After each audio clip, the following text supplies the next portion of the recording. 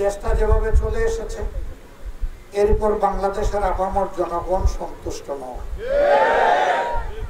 ক্ষুব্ধ, অসন্তুষ্ট। এই ক্ষোভের আগুন মিটানো আল্লাহ তাআলার পক্ষেই সম্ভব, কিন্তু জমিনে আমাদেরকে চেষ্টা করতে হবে। সেই চেষ্টারই একটা অংশ ছিল, গুরুত্বপূর্ণ অংশ ছিল 19 তারিখের জাতীয় সমাবেশ।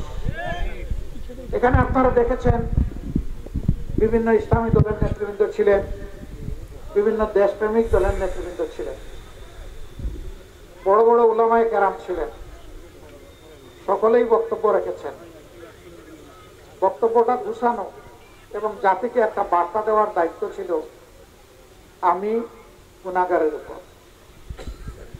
কিন্তু আমি যখন উঠে দাঁড়ালাম তখন দেখলাম যে চোখ আমার ঝাপসা হয়ে এসেছে। দায়াস ধরে চেষ্টা করলাম নিজেকে সামলানোর। পরবর্তীতে আমি জানি না, আপনারা যারা ছিলেন তারা দেখেছেন।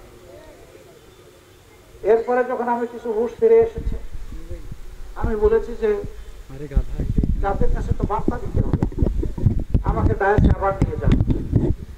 তারা নিয়ে গেছেন। দ্বিতীয়বারও আমি একই অবস্থার একই পরিণতির সম্মুখীন হয়েছি।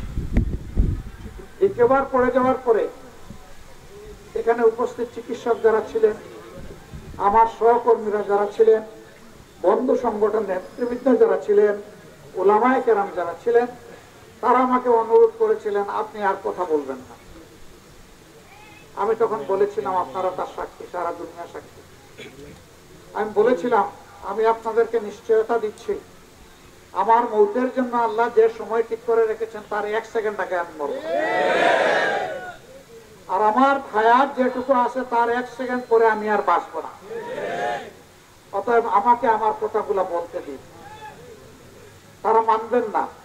কোন সুরত ধরে আমাকে স্ট্রেচারে উঠাবেন, হাসপাতালে নিয়ে যাবেন, চিকিৎসা করাবেন। আমি স্ট্রেচারে উঠি নাই।